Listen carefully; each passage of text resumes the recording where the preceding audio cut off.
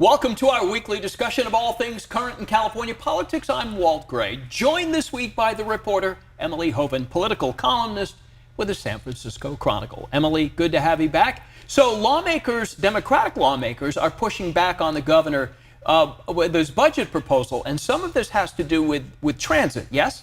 It does, yeah. So the governor has been very firm in because of the fact that California has a sizable budget deficit. It's now grown to nearly $32 billion.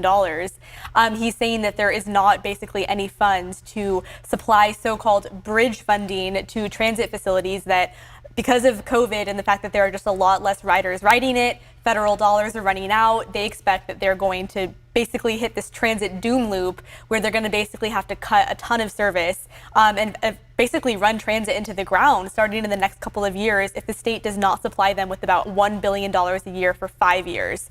So many Democrats, especially those in the Bay Area, are calling on the governor to act. And actually, we at the Chronicle editorial board have also called on the governor to do that because allowing public transit to collapse would just really run counter to the state's climate and equity goals.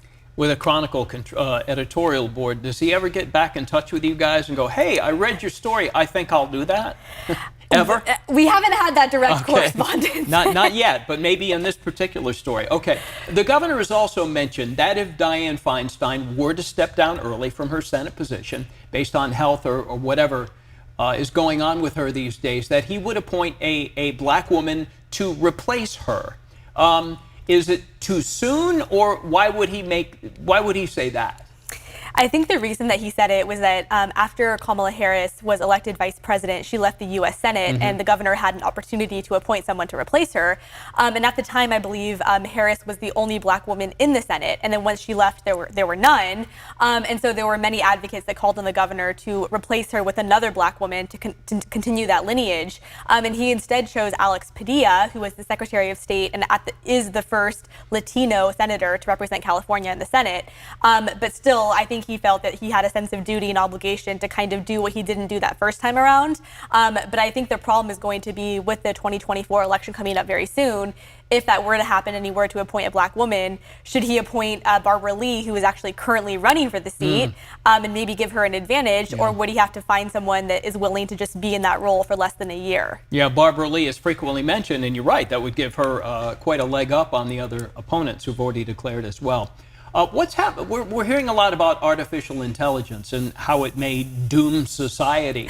What's California doing with this?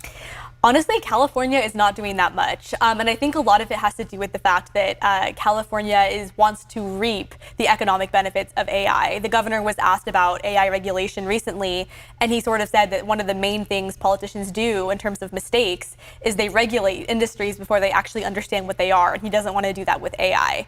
Mayor London Breed of San Francisco has also said that San Francisco should be the AI capital of the world. And so they are, calling for these investments. They want companies to come here, bring their workers, bring their jobs. But I think the issue is that many leading people in the field have actually called on the government to regulate it because of the fact that it has basically unprecedented dangers and also potentials. And so it is kind of striking that California, which is often sort of seen as a leader when it comes to both tech and regulation, sort of seems to be taking a backseat right now when it comes to regulating this emerging technology. Yeah, it's a cash cow, and I think they're waiting to see how dangerous this cash cow is before they start regulating it more. Okay, Emily, thank you.